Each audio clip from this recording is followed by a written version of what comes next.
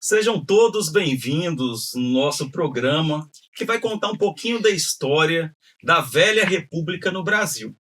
Eu sou o professor André Serra e nós estamos desenvolvendo um trabalho na Escola Sebrae, aqui de Pedro Leopoldo, que funciona na FPL, os nossos alunos do ensino médio do primeiro ano. Estudamos sobre as oligarquias no Brasil, estudamos sobre a velha República e todo o processo que aconteceu na política naquela época. E a nossa primeira apresentação será sobre a política do café com leite, que era basicamente, uma hora era um governante mineiro, que representava o leite, porque na época tinha-se muita produção de leite em Minas Gerais, e uma hora era o paulista representando o café, que na época também era muito forte em São Paulo. E aí criou-se a política do café com leite. Era uma troca de favores, não tinha eleição, participativa das pessoas, e as pessoas, os donos, os coronéis, donos de café e de leite, eles que governavam naquela época, no período chamado período das oligarquias. O que significa oligarquia? É a administração para poucos. Não existia a democracia como nós temos hoje, e era um momento de muita repressão, dificuldade financeira no nosso país e o desenvolvimento também. Então passamos um período muito complicado nessa época da Velha República. E para representar isso hoje, a nossa primeira apresentação será com a peça Café com Leite. Estamos na República Velha, período entre 1889 e 1930. O Brasil ainda era um país muito rural, e quem tinha dinheiro na terra tinha influência política nesse cenário. Surgiu a política café com leite. Meu caro Coronel Leite, São Paulo movimenta a economia do país. Exportamos, lucramos, nada mais justo do que participamos das decisões políticas do país. E Minas não fica para trás. Movimentamos a economia e a política. O que você acha da gente fazer um acordo? Um acordo? Sim, uma vez o presidente de São Paulo e outra de Minas. Assim ninguém fica para trás. Sim, alternamos o poder e mantemos tudo sob controle. Foi assim que, de forma simplificada, surgiu a chamada política café com leite, a alternância de presidentes ligados às elites de São Paulo e Minas Gerais. Com licença, isso me parece conveniente demais. Conveniente, eu diria inteligente. Estamos garantindo estabilidade política. Estabilidade para quem? Ora, pro país. Ou para vocês? Essa pergunta é importante. Na época existiam as eleições, mas nem sempre elas eram realmente livres. Como assim? Muitos coronéis controlavam os votos através do voto chamado de cabresto. Cabresto, tipo de prender cavalo? Mais ou menos isso. Pessoas eram pressionadas ou influenciadas a votar em determinados candidatos. Ora, não dramatize. Não sou eu quem dramatiza, são os fatos. Eu acho isso muito injusto. Chamaremos isso de orientação política. Eu chamo de falta de escuta. Enquanto São Paulo e Minas concentravam influência, outros estados e grupos sociais se sentiam deixados de lado.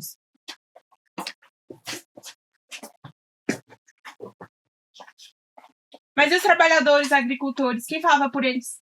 Ora, quem as decisões são para as pessoas experientes. Ou para as pessoas poderosas? Muitos criticavam justamente isso. O poder ficava concentrado na mão das oligarquias. Fazemos o que é melhor pro país. Mas nem toda melhoria chega para todo mundo. Apesar de aparência de estabilidade, existiam tensões sociais e políticas aumentando aos poucos.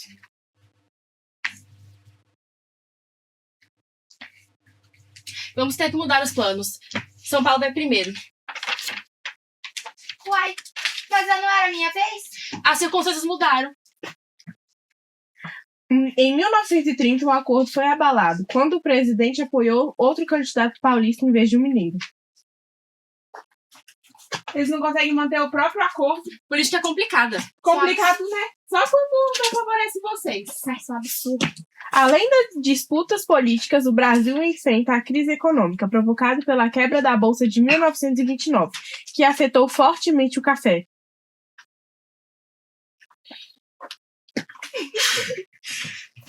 Isso mostra que um poder centralizado diminui muito a participação política.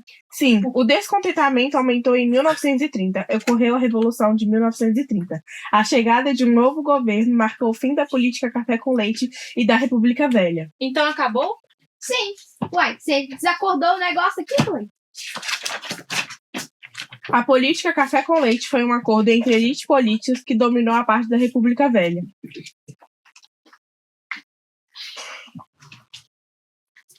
Então mostrou que como o poder concentrado pode limitar a participação popular. Quando nem todos participam, nada funciona. E isso trouxe consequências. Quando poucos decidem, muitos a política deixa de representar todos. Acabou. Acabou. E aqui pra gente agradecer, ué. Obrigada, galera. Terminamos aí, né, com a apresentação da política do café com leite, um período muito pesado no nosso país, onde tinha troca de favores entre políticos. E esses políticos eram os coronéis. Os coronéis daquela época eram os cafeicultores, os donos de fazenda, né, as pessoas poderosas daquele período no nosso país. Agora, pessoal, nós vamos apresentar para vocês um período muito obscuro do nosso país, que ocorreu no final do século XIX, e aí, né, nós tivemos nesse período a chamada Guerra de Canudos, que aconteceu de uma forma extremamente covarde, onde o governo brasileiro naquela época autorizou a matar cerca de 15 mil sertanejos que acompanharam o Antônio Conselheiro. E todas as pessoas nesse local, né, que na verdade Canudos era uma civilização criada para ter um compartilhamento, né, de vivência e da economia, porque naquela época os brasileiros sofriam demais nas fazendas, trabalhando muito, ganhando muito pouco, e a sobrevivência era muito difícil.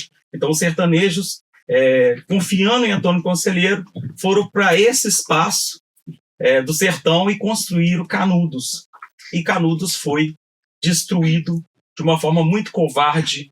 É um dos maiores massacres que o Brasil teve, que não poupou ninguém que estava em Canudos de sobreviver e ter uma chance nessa situação precária, né, que o governo naquela época autorizou.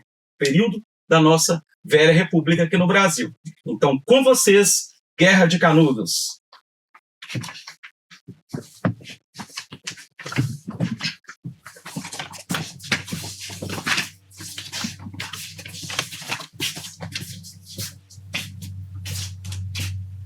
Bem-vindos a Canudos.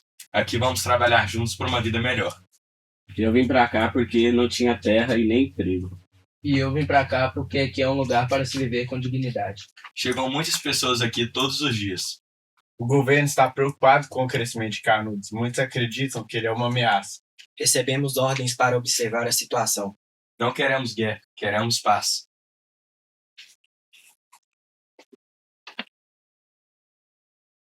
Canudos é um lugar ótimo para viver. Nós só queremos viver melhor e proteger nossas famílias.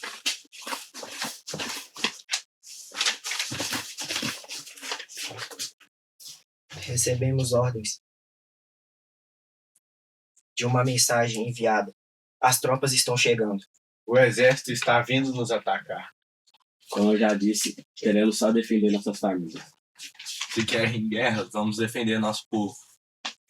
Avançar. Não somos inimigos do Brasil.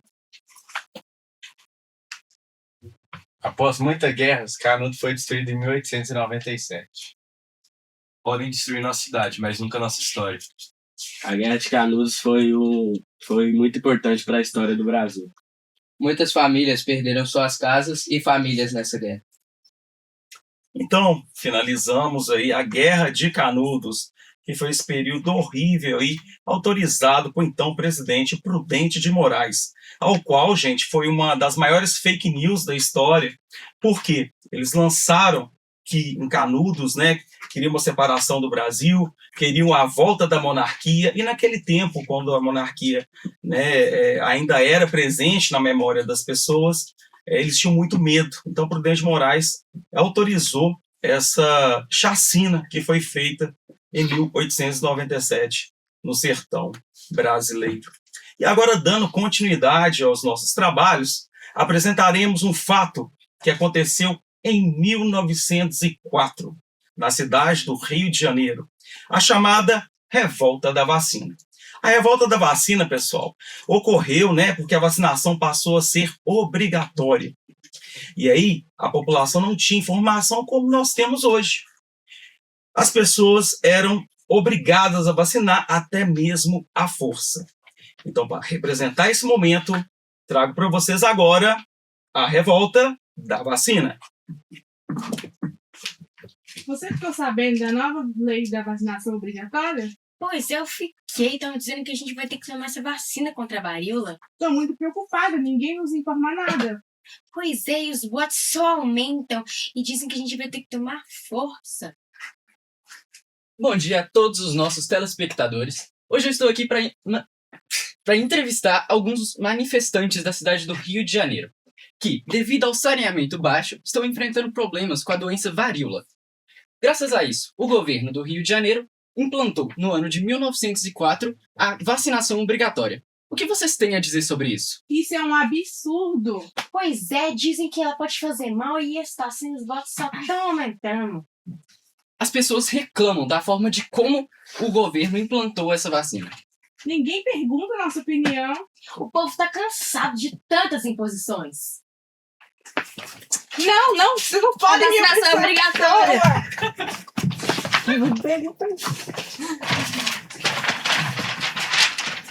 Queremos respeito. Chega de imposição. Nós não estamos querendo mais guerra. Nós estamos querendo ir contra o governo que está se pondo contra nós. A população reage à chegada dos médicos e dos guardas. Os ânimos são exaltados na cidade. Queremos justiça. Queremos saber por que estão dando essa vacina para nós. É um absurdo. A confusão aumenta nas ruas do Rio de Janeiro, mostrando o clima de tensão que marcou a revolta da vacina em 1904. Indignados!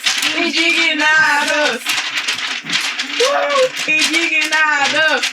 Indignados! Justiça!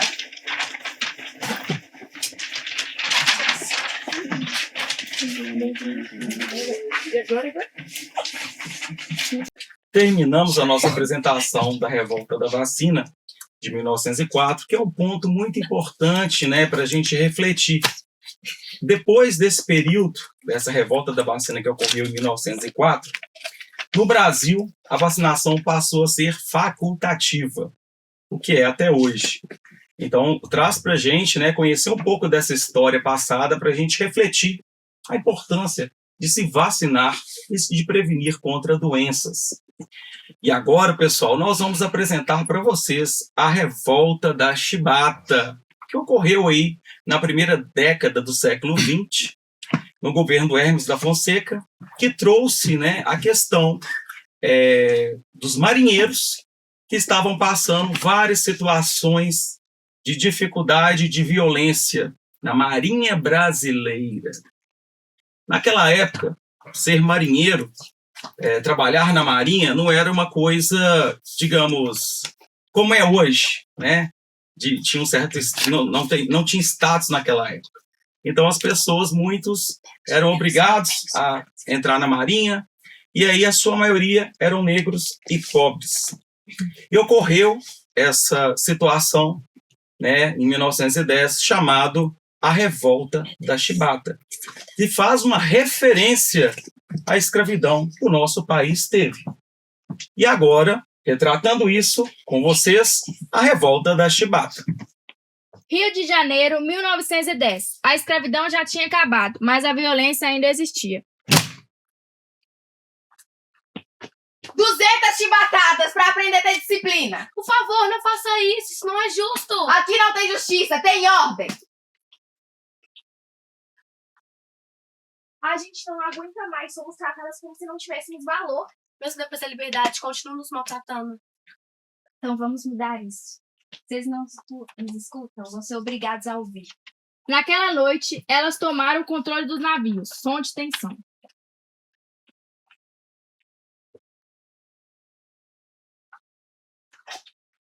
Agora quem manda somos nós. Os canhões estão apontados! A cidade do Rio de Janeiro estava sob ameaça.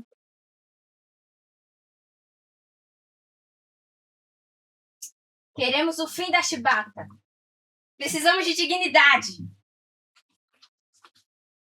Comandante, como presidente agora. Não podemos arriscar a cidade. Mas digam a elas que vamos acabar com isso. Uma promessa foi feita, mas nem toda a promessa é cumprida. A gente acreditou. Era mentira?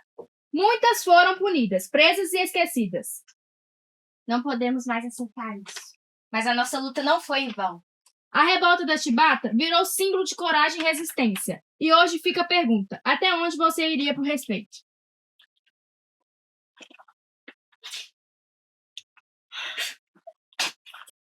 Terminamos com a revolta da Chibata. Esse processo, né, tão complicado que os marinheiros passaram aí no início da primeira década do século XX. Agora nós vamos trazer para vocês uma situação aqui no Brasil que ocorreu na década de 30, no sertão brasileiro, a história de Lampião e Maria Bonita. O nosso grupo intitulou de Chandelur.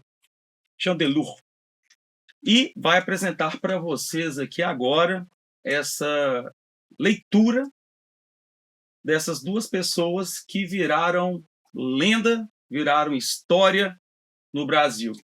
Um Brasil com as oligarquias, um Brasil repressor, muito repressor naquela época, e o pessoal se intitulava de cangaceiro. Se é uma coisa positiva ou não, entrou para a história da cultura nordestina. E com vocês, Lampião e Maria Bonita. Finalmente, irei me vingar daqueles malditos que acham que são amigos da vizinhança. Maria está sentada comendo. Lampião está em pé. Lampião diz: Maria, nós não somos heróis, apenas ajudamos o povo, porque gostamos disso. Mas nós ajudamos, não recebemos nada em troca. Só. Maria! Eu vou te matar, coronel! Lampião grita em desespero, mas em um movimento desconhecido, um objeto cai próximo de Lampião, junto de um papel. Lampião pega o papel, um pouco receoso, mas abre e lê. Como é que é? Olá, Lampião. Eu vou fazer você se vingar de tudo que fez por mim, por ter acabado com o meu esquema de agiotagem e de aluguel, mesmo que as pessoas já sejam donas suas casas. Eu vou te matar, coronel. 2 dias se passam após a morte de Maria Bonita, e Lampião, frustrado com a perda, estava em casa e estranhamente recebe uma visita indesejada, mas, ao mesmo tempo, era quem ele mais esperava ansiosamente. Olá, você, Lampião, último romântico. Vejo que ela deveria ser maravilhosa, né? Ela deveria ter um ótimo bocejo, não é? Não fala assim dela. Seu escroto desgraçado. Vou te matar! Coronel diz em um tom sarcástico, com um leve sorriso no rosto, andando para o lado com as mãos atrás do corpo, como se exigisse respeito. Eu já tomo, então. Você fica...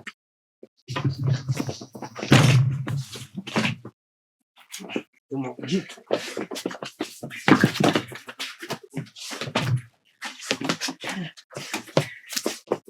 É um animal. Não, implora! Por favor, eu peço, não me mate. Eu faço tudo que você quiser, eu te dou o dinheiro, eu te dou o mundo. Não me mate, por favor. Eu já sei o que você vai fazer por mim. Você vai pra um lugar. Não, por favor, não. Você vai pra um lugar, sabe qual lugar? O colo do capeta, irmão! Já vai também. Terminamos a apresentação de Lampião e Maria Bonita com uma reformulação da história que fez parte aí do Nordeste brasileiro. E agora, gente, nós vamos trazer aqui, do período das oligarquias, o voto de cabresto.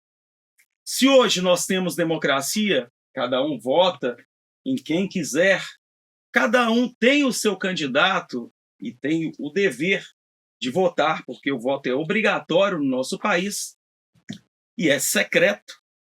Naquela época das oligarquias, o voto era descoberto, ou seja, todo mundo via em quem você estava votando. E eram poucas as pessoas que votavam naquela época no Brasil. E essas poucas pessoas eram manipuladas pelos donos de fazenda, os grandes latifundiários, que obrigavam as pessoas a votar no candidato que fosse favorecer na chamada oligarquia, que é a troca de favor político. A nossa reflexão é: existe isso até hoje ou não? Mas vamos mostrar para vocês aqui, através da Rádio Magnólia, que foi criado pelos nossos alunos, a história do voto de cabresto da velha República do Brasil. Bom dia, povo brasileiro! Eu sou a Magnólia Mendes e no programa de hoje iremos falar sobre as eleições, o poder e a influência no voto. E para essa conversa, chamamos dois homens muito influentes da política regional, Coronel Anselmo Barros e Coronel Augusto de Medeiros. É um prazer estar aqui no seu programa, senhorita Magnólia. Para nessa ocasião, eu trouxe um agrado, esse belíssimo colar de pedra. Você me concede a honra de colocar esse colar em você? Claro.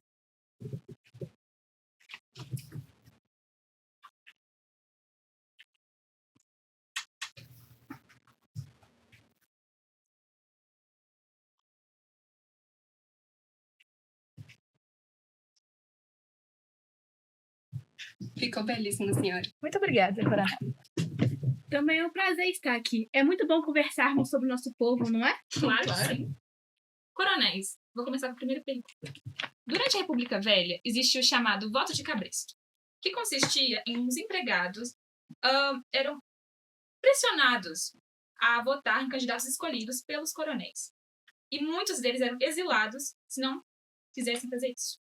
O que vocês acham disso? Pressionados? Que nada! A gente só dava uma orientaçãozinha pra eles. Vocês sabem como esses analfabetos não têm nenhuma orientação. Ah, isso não passa de uma especulação da população. A gente só quer o melhor pra eles. Vocês acreditam que ainda existe manipulação política? Claro que não!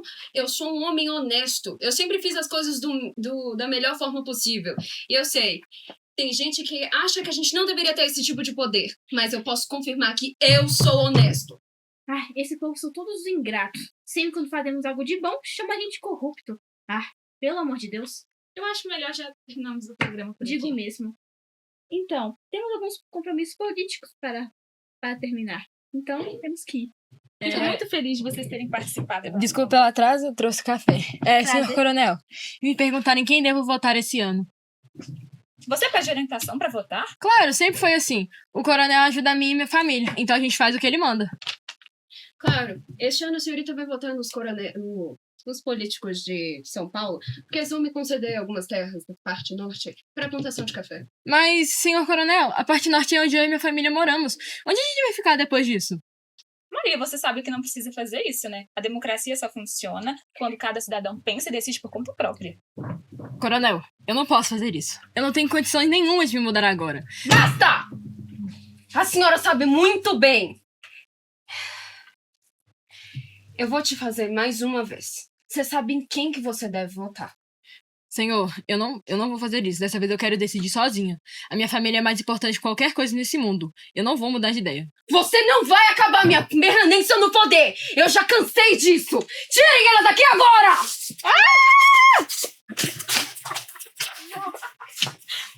Terminamos o programa aqui.